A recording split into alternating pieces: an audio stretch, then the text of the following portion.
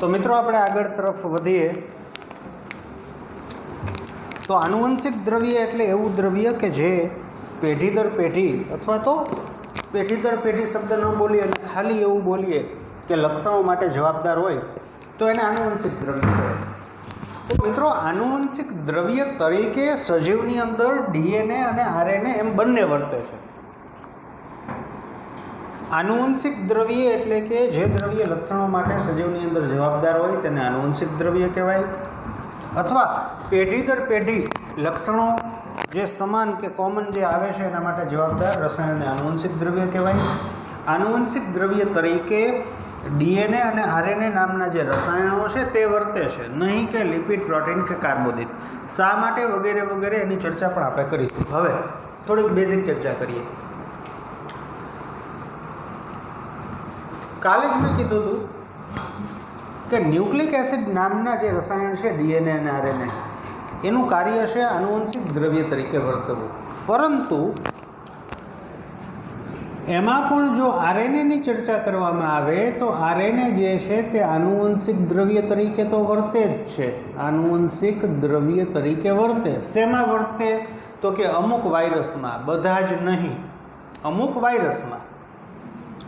આ ઉપરાંત આનું અન્ય પણ કામ છે, બીજું પણ કંઈક કામ છે। શું છે તો કે અનુકૂલ અથવા અનુકૂલનકારક તરીકે વર્તવું। નંબર 2, સ્ટ્રક્ચર એટલે કે સંરચનાની અંદર ભાગ લેવો, એન્ડ ઉત્પ્રેરક તરીકે વર્તવું। ઉત્પ્રેરક તરીકે વર્તવું એટલે કે ઉત્સેચક તરીકે વર્તવું। તો મને જ્યાં સુધી યાદ છે ત્યાં સુધી કદાચ તમને યાદ હશે કે ચેપ્ટર નંબર 9 ધોરણ 11 એમાં આવતું કે ઉત્સેચકો મહદઅંશે પ્રોટીનના બનેલા હોય છે, અપવાદ રૂપે અમુક ઉત્સેચક કે જે આરએનએના બનેલા હોય છે, જેને રિબોઝાઇમ કહેવાય। તો અહીંયા વાત એની થઈ રહી છે કે આરએનએ છે ને તે અમુક સજીવમાં ઉત્સેચક તરીકે વર્તે છે। આવશે, વધારે ડિટેલ લાંબી ચર્ચા કરતો નથી। શેમાં આવશે? આમાં જ ચેપ્ટર નંબર 6માં। રેડી? આ જ ચેપ્ટરમાં આપણે ભણવાનું છે કે અમુક સમયે નહીં પરંતુ અમુક કિસ્સામાં અથવા અમુક પ્રકારના આરએનએ ઉત્સેચક તરીકે વર્તે છે। આમાં જ ભણવાનું આવશે, ઉખેડતો નથી। અનુકૂલનકારક એટલે શું? આવશે ક્યારે? આમાં જ। હવે તો કાંઈ 13મું તો ભણવાનું છે નહીં, જે પણ આવવાનું છે આવી જ જવાનું બધું 12મું 11માં હોય તો કહેતા કે આવશે, પણ હવે જે આવશે એ બધું અત્યારે જ આવશે, પછી કાંઈ નહીં આવે। રેડી? અનુકૂલનકારક તરીકે વર્તવું એટલે શું? આવશે શેમાં? આ જ ચેપ્ટરમાં આવશે। તો તમને કહેશો કે આ શું કામ કીધું, તો તમને એક લાઇટ થાય કે આનુવંશિક દ્રવ્ય તરીકે આરએનએ જે છે એ ખાલી મીન્સ કે આરએનએ છે ખાલી આ જ નથી કરતું, આમાં પણ એનો રોલ છે। રેડી? સંરચના આવી ગયું તમે કહેશો કેદી, તો કે ધોરણ 11 અને ચેપ્ટર નંબર 8 એમાં રિબોઝોમ છે એ આરએનએના બનેલા હોય, તો રિબોઝોમની અંદર આરએનએ એક સંરચનાત્મક રોલની અંદર પણ છે। રિબોઝોમની અંદર આરએનએ એક સંરચનાત્મક રોલ, એક રચના તરીકે જેને કહેવાય ભાગ ભજવે છે એવા રોલમાં પણ છે। રેડી? એટલે આ બધુંય આવવાનું છે વધીને આ જ ચેપ્ટરમાં, અને આની ચર્ચા કરશું ને આપણે તો અહીંયા રિબોઝોમ જ આવવાનું છે, ત્યારે પણ રિબોઝોમ જ આવશે। ચાલો તો મુદ્દા તરફ આપણે આગળ વધીએ કે આનુવંશિક દ્રવ્ય તરીકે આપણે જોઈ ગયા કે મોટા ભાગના સજીવની અંદર ડીએનએ છે તે લક્ષણો માટે જવાબદાર છે, એટલે કે ડીએનએ પ્રોટીન બનાવે છે અથવા ઉત્સેચકો બનાવે છે। જ્યારે આજની તારીખે પણ અમુક સજીવો જેમ કે વાયરસ, તમે કહેશો સજીવ કેમ કીધા, તો કાંઈ વાંધો નહીં, વાયરસ છે કોઈ કોષમાં પ્રવેશે ત્યારે સજીવ બને છે, તો એવા સમયે જેને કહેવાય કે વાયરસની અંદર આરએનએ પણ જેને કહેવાય જનીન દ્રવ્ય, આનુવંશિક દ્રવ્ય તરીકે જોવા મળે છે। ચાલો ધ્યાન આપો। રેડી? હવે આપણે ભણવાનું છે ડીએનએ. તો પહેલી વસ્તુ ડીએનએ વિશે આપણે બધી ચર્ચાઓ કરવાની છે.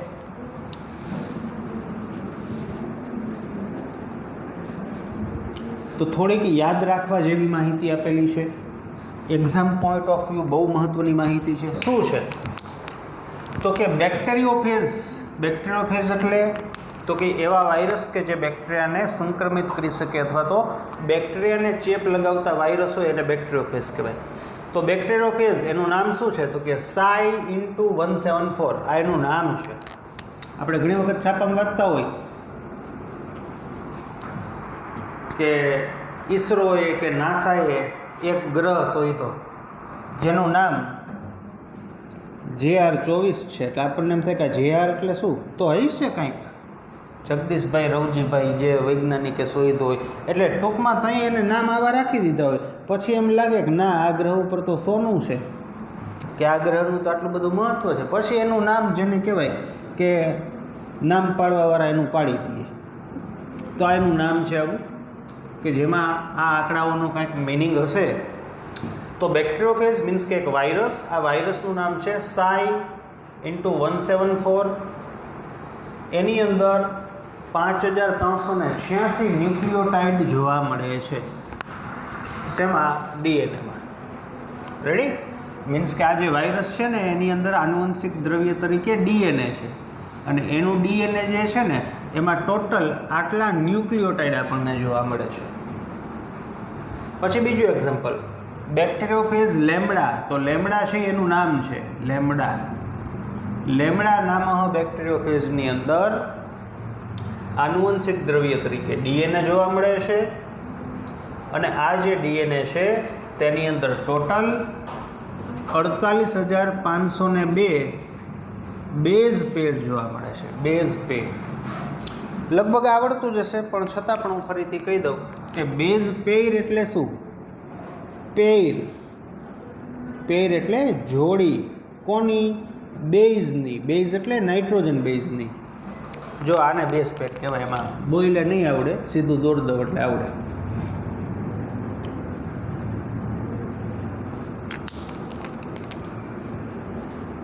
ATCGCTA.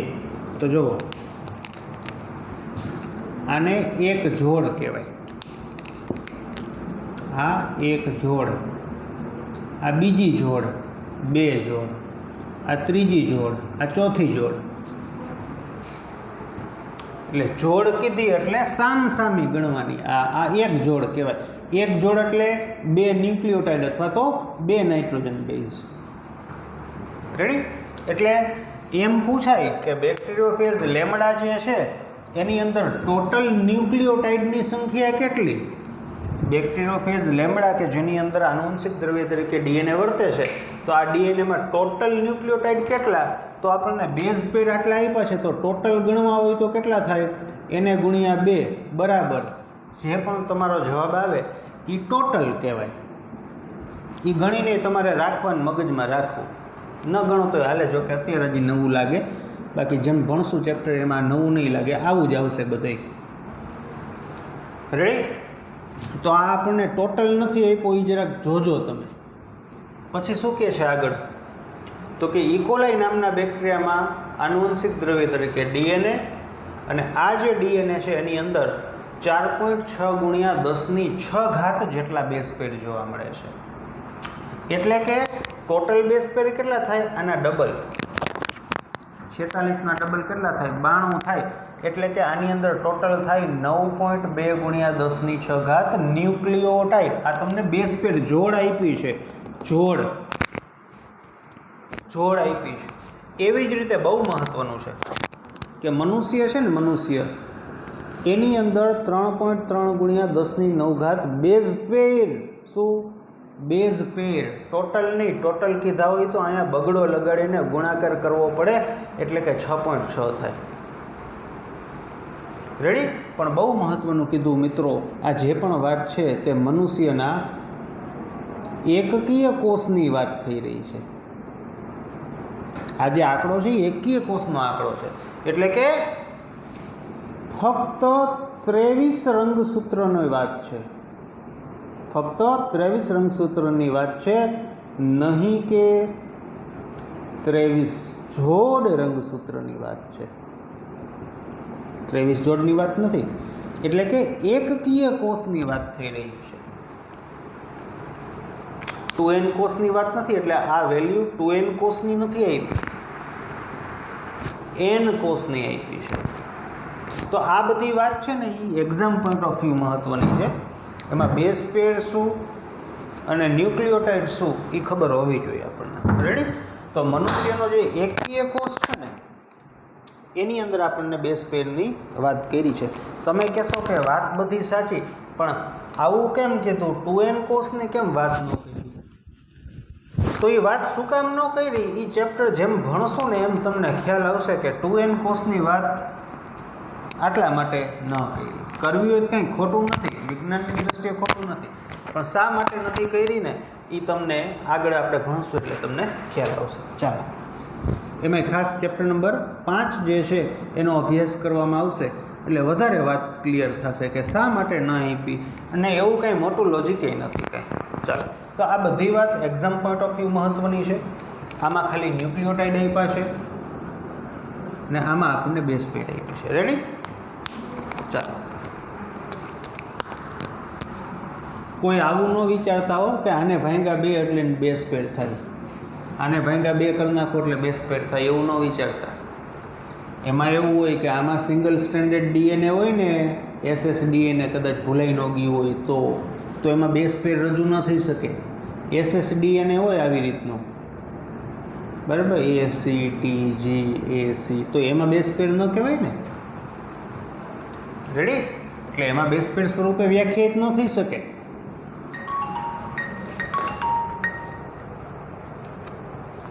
ચાલો આગળ વાત કરીએ. આને આધારિત અમુક દાખલાઓ પણ આવી શકે, લોઅર લેવલના કેવા આવશે એની ચર્ચા પણ આપણે કરીશું ટૂંક સમયમાં. ચાલો, પછીનો આપણો ટોપિક છે કે ડીએનએ પોલીન્યુક્લિયોટાઇડ જે છે એની રચના.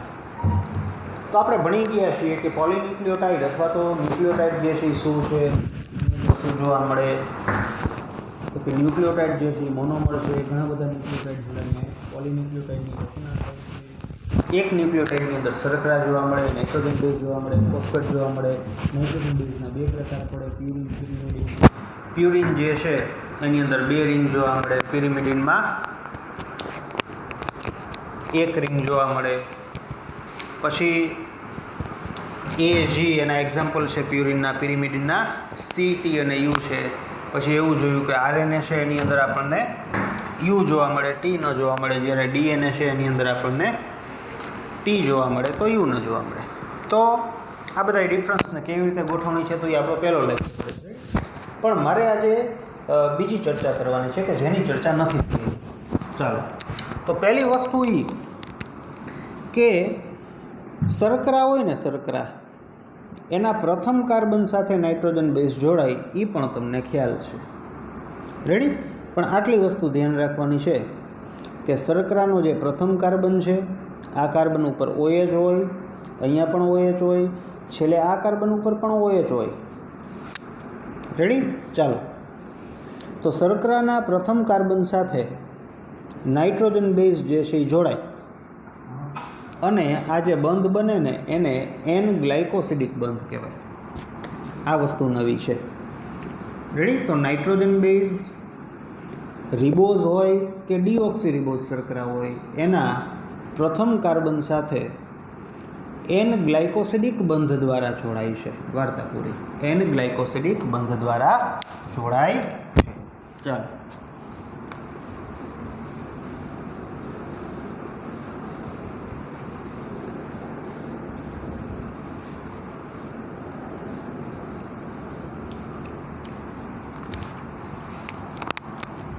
આ ન્યુક્લિયોટાઇડ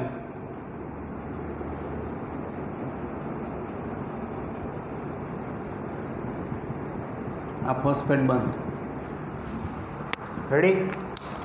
ચાલો, આપણને એ પણ ખબર છે જો ડીએનએ હોય તો તો ડીઓક્સીરીબોઝ શર્કરા ખાલી H, RNA હોય તો OH, RNA હોય તો OH. રેડી? ચાલો ધ્યાન આપો. આપણને એ પણ ખબર છે કે જો હું અહીંથી ફોસ્ફેટ દૂર કરું, તો બનતી જે આ રચના છે એને ન્યુક્લિયોસાઇડ કહેવાય. શું કહેવાય? ન્યુક્લિયોસાઇડ. રેડી? તો ચાલો ધ્યાન આપજો, આ નામ યાદ રાખવાના છે. હું એમ બોલું એડિનોસાઇન, તો આ ન્યુક્લિયોસાઇડના નામ છે. ધ્યાન આપજો, ન્યુક્લિયોસાઇડ. હું એમ બોલું એડિનોસાઇન, તો એનો મિનિંગ શું થાય? એનો મિનિંગ આવો થાય, જોજો. શર્કરા છે, ન્યુક્લિયોસાઇડની વાત છે એટલે શર્કરાને નાઇટ્રોજન બેઝ છે. એડિનોસાઇન મીન્સ કે આને કહેવાય એડિનોસાઇન.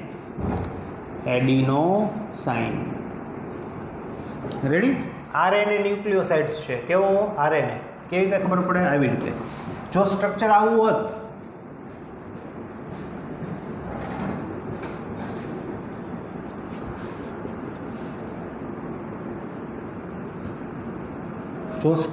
હોત, તો આ પણ ન્યુક્લિયોસાઇડ જ છે, શર્કરા નાઇટ્રોજન બેઝ, પરંતુ આ DNA ન્યુક્લિયોસાઇડ્સ છે. જો DNA ન્યુક્લિયોસાઇડ્સ હોય તો એનું નામ થાય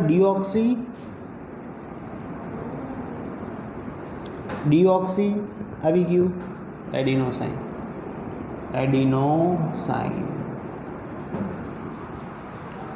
રેડી? તો આ ડીઓક્સી એડિનોસાઇન, આ છે DNA ન્યુક્લિયોસાઇડ, આ છે RNA ન્યુક્લિયોસાઇડ. એવી રીતે ગ્વાનોસાઇન, આ થયું ગ્વાનોસાઇન. ડીઓક્સી ગ્વાનોસાઇન,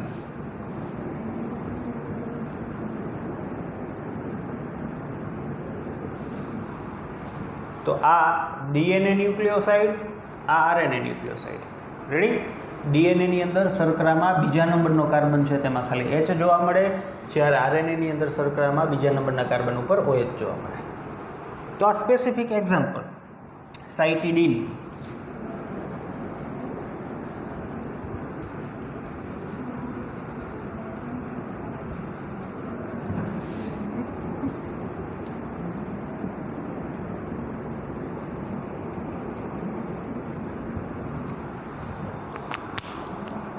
તો ન્યુક્લિયોસાઇડ્સ છે, DNA ન્યુક્લિયોસાઇડ.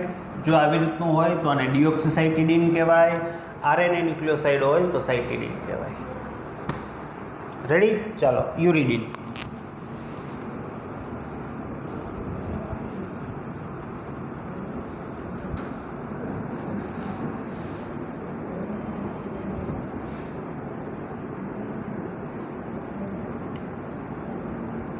કહેવાની જરૂર નથી. યુરિડીન, RNA, DNA, અહીંયા જ ભૂલ થઈ છે. આ કહેવાનું કારણ જ આ છે કે એક્ઝામમાં અહીંયા જ ભૂલ પહોંચાડાય છે કે યુ છે તે DNAમાં ન હોય, એટલે ડીઓક્સી યુરિડીન કરીને આવું રસાયણ અસ્તિત્વમાં જ ન હોય. એટલે આ વસ્તુ ધ્યાન રાખવાની. યુ જે છે, યુરેસિલ જે છે, એ RNAમાં જ હોય. એટલે યુરિડીન એટલે કોણ થાય? યુરેસિલનો ન્યુક્લિયોસાઇડ. પણ ડીઓક્સી યુરિડીન ન હોય, કારણ કે DNAમાં આ હોતું નથી. DNAમાં યુ હોતો નથી. તમે કહેશો કે એમ કેમ? DNAમાં યુ કેમ નથી હોતો? તો એ પણ આપણે એની પણ થોડીક ચર્ચા કરીશું. રેડી? એટલે આ વસ્તુ જેને કહેવાય કે ભૂલ ન થવી જોઈએ કે ડીઓક્સી યુરિડીન કરીને ન્યુક્લિયોસાઇડ્સ હોતો નથી. ચાલો આગળ જોઈએ આપણે.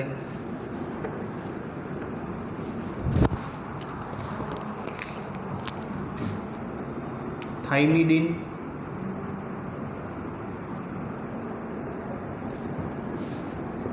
ડીઓક્સી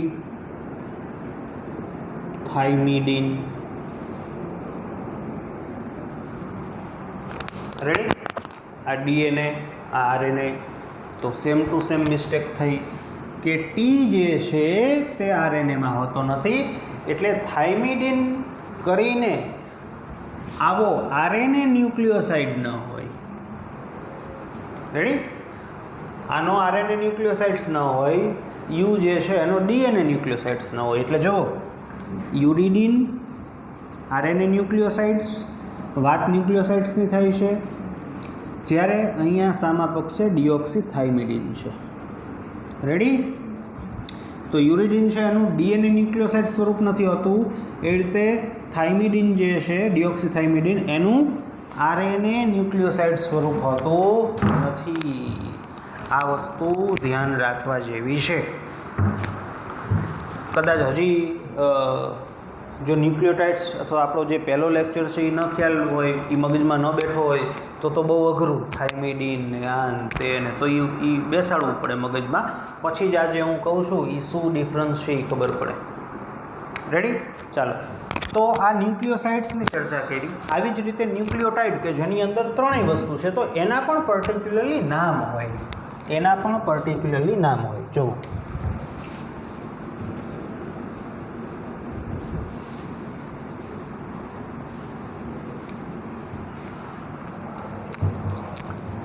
એડિનિલિક એસિડ એટલે આનો મિનિંગ આવો થાય.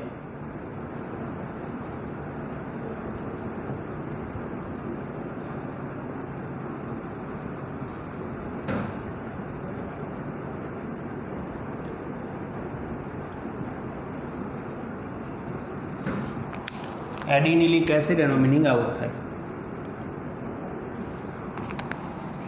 ડીઓક્સી એડિનિલિક એસિડ મીન્સ કે આખો આ ન્યુક્લિયોટાઇડ છે. આ ન્યુક્લિયોટાઇડ છે.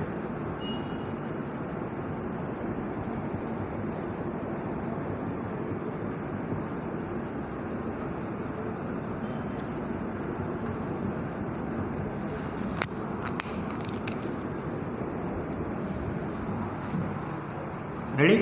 તો આ શું થયું? Deoxy adenylic acid. આ શું થયું? Adenylic acid.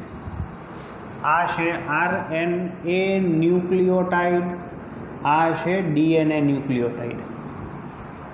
રેડી? આ એડિનોસાઇન 3 ફોસ્ફેટ ગોઠવી દો એટલે એડિનોસાઇન ટ્રાઇફોસ્ફેટ એટીપી થઈ ગયું. આપણે ભણી ગયા કે એટીપી છે એ આરએનએ ન્યુક્લિયોટાઇડ છે.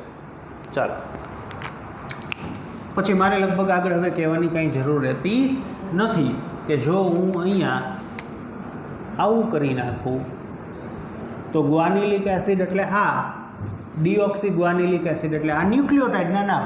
બરાબર?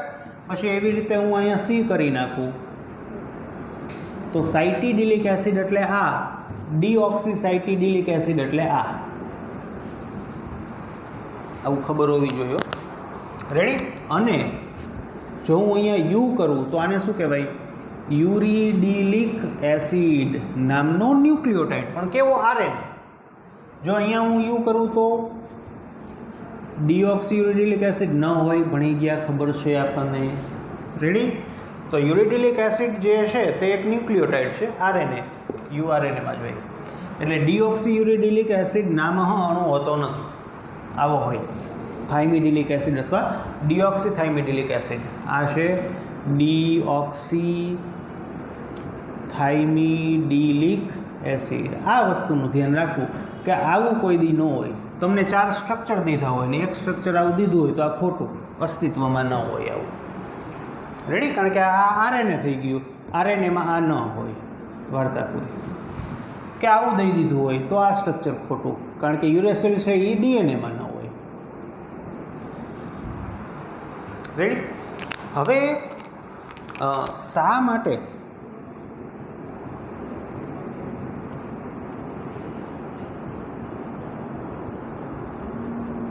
ડીએનએમાં યુરેસિલ નથી અને આરએનએમાં થાઇમિન નથી?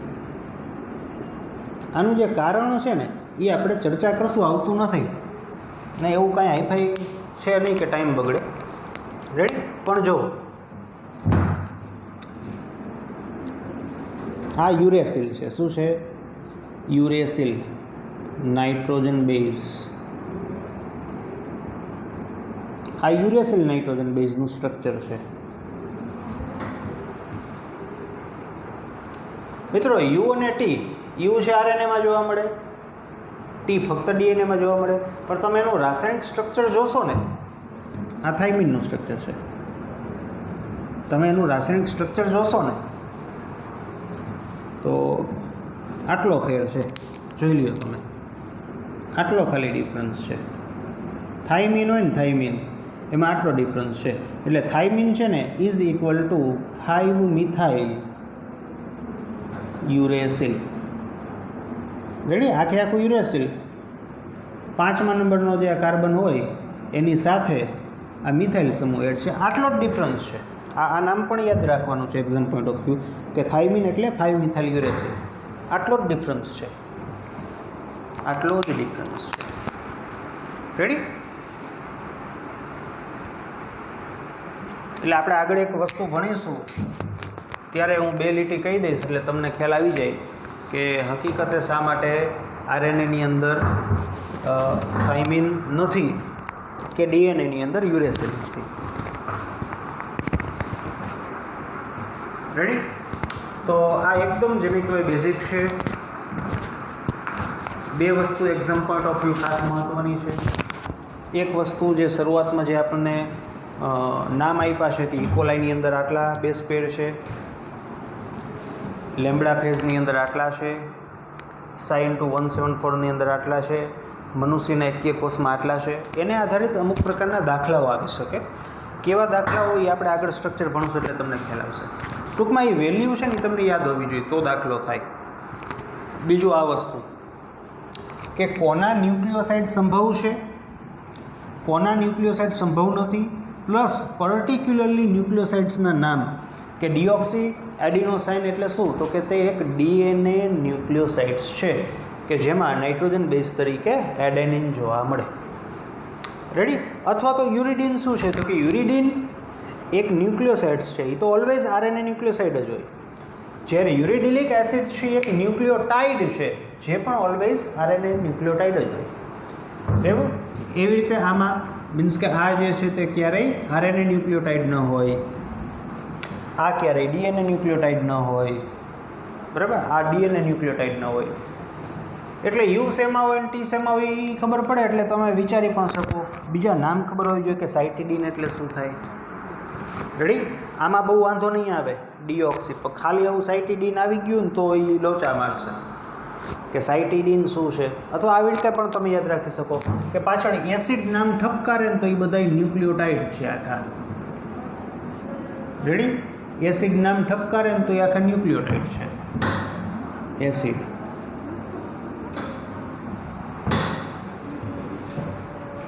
એટલે સાઈનું ઠપકારે પાછળ બધામાં સાઈન નથી લાગતી, સાઈનું ઠપકારે તો એ ન્યુક્લિયોસાઇડ્સ છે. તમારે જેમ યાદ રાખવું હોય એમ, પણ આ વસ્તુ ખબર હોવી જોઈએ કે આ ન્યુક્લિયોસાઇડના નામ છે, આ ન્યુક્લિયોટાઇડના નામ છે. બરાબર? પછી યુરેસિલ અને થાઇમિન 5-મિથાઇલ યુરેસિલ. આ બધી એક્ઝામ પોઈન્ટ ઓફ વ્યૂ બહુ મહત્ત્વની વાત છે અને આ એકદમ બેઝિક છે, એકદમ બેઝિક છે. રેડી? ચાલો તો મળીએ આવતા લેક્ચરની અંદર. અને ફરીથી જેને કહેવાય કે આવતા લેક્ચરમાં હું ફરીથી ન્યુક્લિયોટાઇડ શું છે અને ન્યુક્લિયોટાઇડને જોડીને ફરીથી ડીએનએનું સ્ટ્રક્ચર બનાવીશ અને 5 ડેશના છેડા કોને કહેવાય, 3 ડેશના છેડા કોને કહેવાય એ આપણે ફરીથી છેલ્લી વખત સમજીશું. પછી તમે આવતા વર્ષમાં સમજશો એવી હું આશા રાખીશ.